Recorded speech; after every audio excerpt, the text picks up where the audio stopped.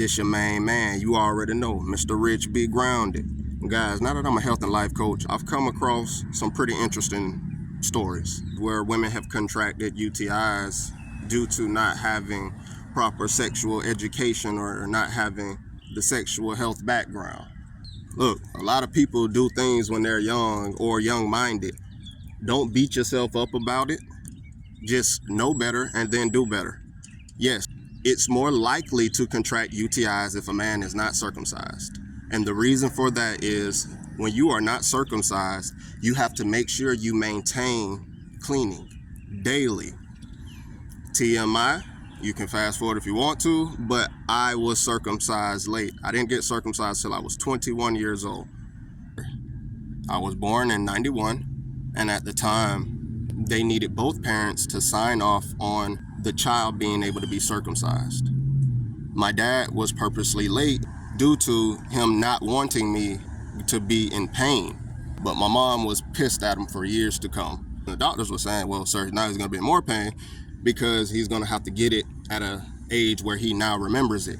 Normally, children get circumcised before they even leave the hospital. When they take the baby away, they go ahead and circumcise them. So it's not something that they remember growing up. They don't even remember that trauma.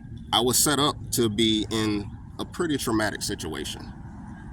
Growing up, I never really cared about it until I reached 17. When I got in high school, that's when I started realizing I was slightly self-conscious about it because I didn't want to be sexually active due to me not being circumcised. I never had the problem with smegma. Just like any folded skin, it's the buildup of dead skin cells around the head of the penis. It's like dead skin cells, dirt and debris, and if you don't clean it, sweat, and it's like an armpit, It would get stank, and since it's a private area, of course it gets more stank because it's closed in. So smegma is that buildup, and it's like a stank cheese looking substance. It will get in the folds of that uncircumcised penis skin and that head, and now of course that's bacteria, just all type of gunk that's living in there if that person is not cleaning that. And then let's say they now go and have sex with a woman that they don't allow to even get fully aroused, they just push it right in there. That's normally what happens when you're not sexually educated.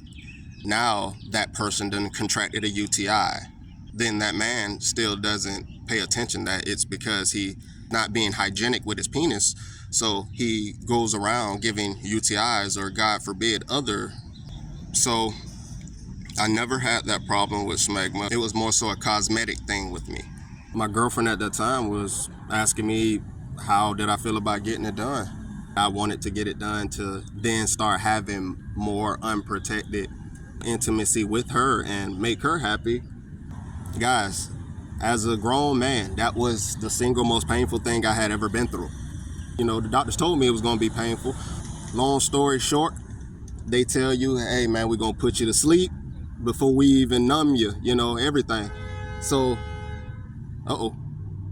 circumcision is them cutting that foreskin off of the head of the penis. Getting it done, you don't feel it. Now, when I woke up, they let me know, hey, you might want to be careful about getting aroused because you have dissolvable stitches, and that's around the head of the penis.